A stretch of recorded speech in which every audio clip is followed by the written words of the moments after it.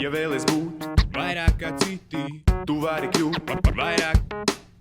Saņemies, rīkojies, tev viss izdosies. Vairāk kā citi.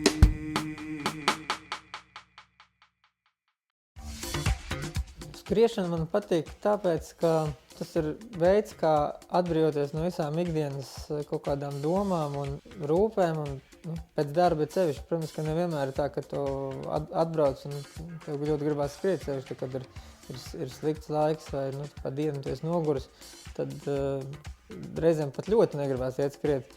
Patiesībā pats grūtākais ir iziet laukā pa durvīm. Tajā brīdī, kad tu esi jau pirmos kaut kādus kilometrus noskrējis, tad aizmirstās gan par to, kad ir grūti, gan par to, kad tev pirms vēl neilgu laiku tev nemaz negribējās. Un tāpēc arī visiem, kas tā kā vispār gribētu sākt skriet, vajag uzvilkt botas, aizšņurēt, iziet pa durvīm un sākt skriet. Nav slikti laikapstākļi, ir nepiemērots apģērbs.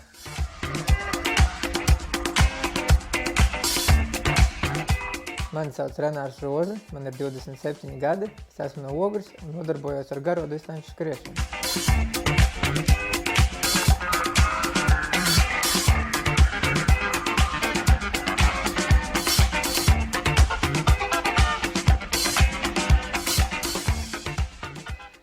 Ikdienā es strādāju bankā, bet no rītiem un vakaros es skrienu, trenējos, un brīvdienās arī es skrienu un piedalos sacensībās. Un, tas arī ir principā tas, kā mans gan dienas, gan nedēļas ritmas paiet, pārsvarā skrienot un pa vidus arī strādāju. Ar skriešanu varētu teikt, ka esmu sācis nodarboties pirms 18 gadiem, kad uzsāku savas gaitas Ogrē orientēšanās pulciņā. Un tad apmēram gan arī 15 gadus nodarbojos galvenokārt ar orientēšanās sportu. Gan jauniešu, gan junioru vecumā, gan vēlāk arī pieaugušo līmenī. Vairākas reizes esmu gan uzvarējis Latvijas čempionatos, gan arī ticis pie citām uzvalgotām vietām. Tāpat esmu arī Latvijas izlases sastāvā startējis gan Eiropas, gan pasaules līmeņa sacensībās. Bet tad pamazām aizvien vairāk man mēģināja pierunāt, kad es diezgan ātri skrienu un kad man vajadzētu pamēģināt arī skriešanas sacensības. Un man ik pa laikam arī vilināja, kad teica, ka man jāpiedalās kādā maratonā. Un tad pirms 3 gadiem noskrēju savu pirmo maratonu Itālijā. Un kopš tā laika varētu teikt, ka vairs neesmu orientieris, bet esmu maratonists.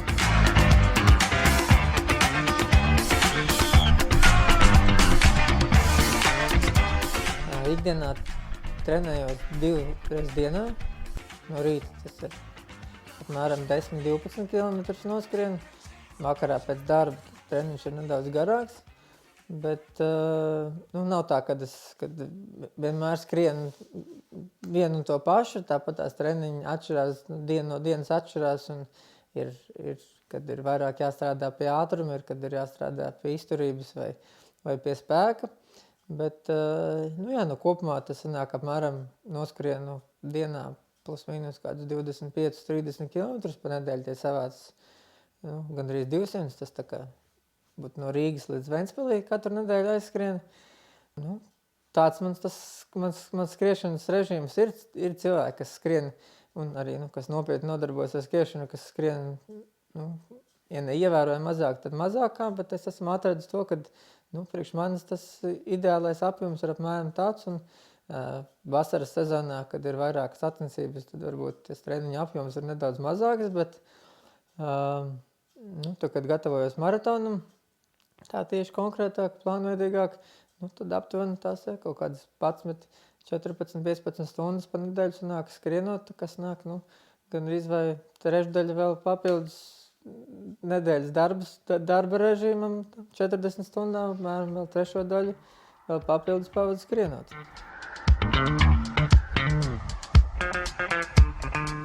Par to, kas skriešanā ir profesionāls, var diskutēt, jo vēsturiski jau profesionāls tas, kurš par savu skriešanu saņem naudu. Un, principā ar to arī pelna naudu. Un tā kā man te maisa darbs ir, nav skriešana, bet ir citas lietas, un skriešana man ir, vaļas prieks, ar kuru, reizēm kaut kur sacensībās varbūt arī kaut kādu naudu reizēm var nopelnīt, bet, tas ir tā tīri simboliski. Tad, par profesionāli noteikti, ka man tā pilnvērtīgi nevar nosaukt, bet es domāju, ka attieksme man ir pietiekami profesionāla. Tā kā, tas tālu no profesionāli droši vien, ka neesmu. Kad es noskrēju pirmo maratonu, tad līdz tam laikam es vēl tā kā nodarbojos ar orientēšanās sportu, un tad šajā pirmajā maratonā es biju uzlicis sev tādu mērķi, kad censties noskrēt tādā rezultātā, kā savulaik es skrēju ātrākais orientieris maratonu. Un, ja nemaldos, tad es kaut kādas apmēram 20 sekundes ātrāk noskrēju nekā viņš, un viņš arī to bija skrējis, kad gadus 10 pirms manīm.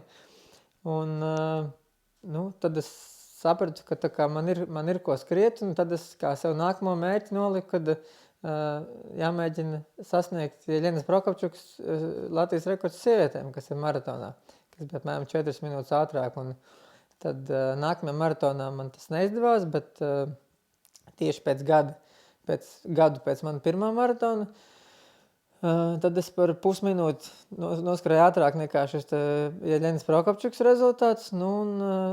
Tajā gadā šķiet tas arī bija ātrākais starp vispār Latvijas maratonistiem.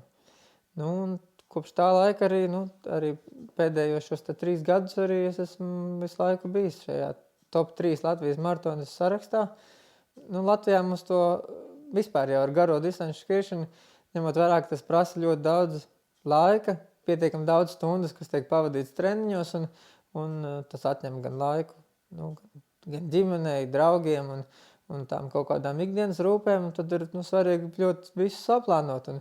Un tieši šī iemesla dēļ nav daudz, kas ar šo skriešanu nodarbojas pietiekami nopietni, un tāpēc, lai arī tas mans rezultāts uz pasaules līmeņa nav nemaz tik izcels, bet Latvijā mums šo skrēju nav daudz, un laikam tāpēc arī, kad es pietiekami citīgi esmu turpinājis šos gadus trenēties, tāpēc arī tas rezultāts ir tāds, kāds viņš ir, kad Latvijā esmu starp labākajiem. Maratonā savu labāko rezultātu izskrēju pagājušajā gadā pavasarī Rotterdamā, kur maratonu noskrēju 2 stundās 21 minūtē un 35 sekundēs. Tas uz tiem 42 kilometriem, tur katrs kilometrs kaut kādas minūtes, 3 minūtes un 22 sekundes šķiet.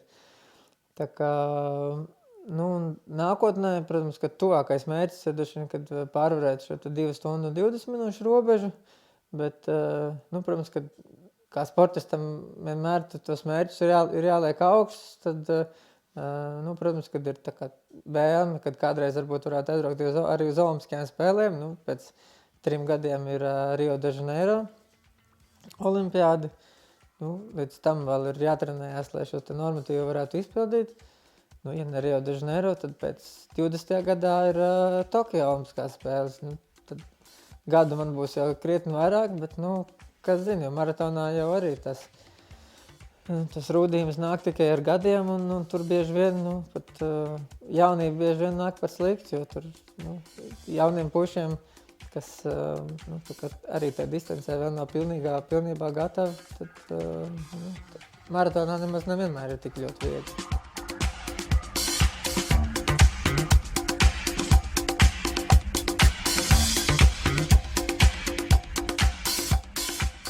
Un tāpēc arī visiem, kas vispār gribētu sākt skriet, vajag uzvilkt botas, aizšņurēt, iziet pa durvīm un sākt skriet.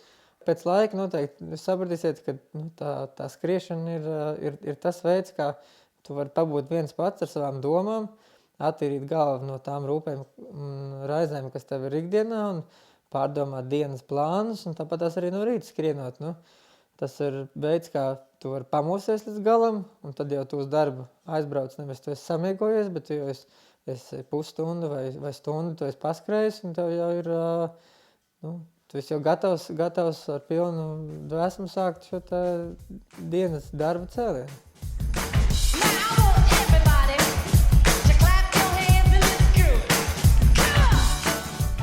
lai sāktu skriet, jau patiesībā nevajag neko daudz. Vajag kaut kādu puslīdz normāls apavs, botas. Un pārējais jau apģērbs jau ir visam sekundārs. Tas, ko tie cilvēki, kas sāk tikko skriet, lielākā kļūda, ko pielaiž, ir tā, ka viņiem gribās skriet ātri.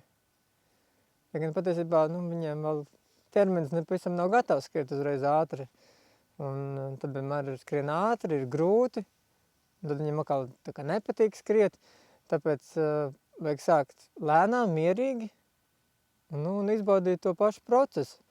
Un tad arī ar laiku gan tā trenētība pieaugs, un tad gan parādīsies ātrums, gan arī tas ceļš uz to skriešanu būs daudz patīkamāks, jo tu būsi sācis tā, ka tev tas temps ir komfortabls, tev nebūs grūti, un tad ar laiku arī skriet iepatiksies nekā tad, ja tu jau sākumā skries un būs grūti, un liksies, ka ir pārāk grūti. Skrienot arī ir viss tas, ko mēs daram, gan roku kāju kustināšana, gan elpošana ir jābūt tā, lai brīvi un lai nebūtu tā, ka tu ar piespiešanos un baigi pie tā visa domā, bet jāskrien ir tā, lai viss, ko tu dari, ir tev rēt, tāpēc ir elpojot. Var elpot gan caur muti, gan caur degunu. Ziemā, tad, kad būs labāk elpot caur degunu, vienkārši tikai tāpēc, ka ārā ir augsts laiks un lai tas gaiss sasildītos nedaudz, bet pārāk koncentrēties uz to, kad elpot tikai caur degunu vai tikai uz muti nevajag, jo, manuprāt, tas vienkārši novērš tās domas no tā paša procesa, kas ir skriešana, un tas atkal visu to procesu sarežģīja, jo, manuprāt, skriešana patiesībā ir ļoti vienkārša lieta.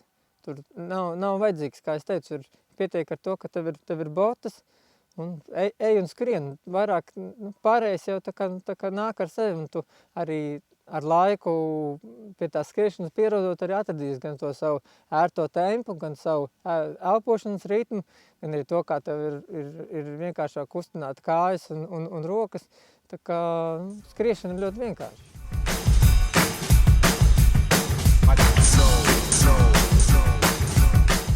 Tiem, kam ir interese par skriešanu arī uzzināt ko vairāk, tagad interneta laikmetā ir daudz vienkāršāk, jo internetā ļoti daudz informācijas var atrast. Latvijā ir tāda lapa noskrien.lv, kurā skrējēji virtuāli satiekās, pārunās, fórumā apspriež par skriešanu saistītās lietas, kur noteikti, ka var smelties gan daudz informācijas par to, kā labāk, ko labāk. Arī es pats rakstu blogā par savām sacensībām un savām reizēm arī par savām treniņu sajūtām. Un tāpat tās arī ir ļoti daudz ārzemju resursu, kuros arī par skriešanu var uzzināt un smelties tā kā vairāk zināšanas tajā brīdī, kad tu esi sapratis, kad skriešana tev patīk un tu vēlies uzzināt kaut ko vairāk un sev varbūt kaut kā attīstīt.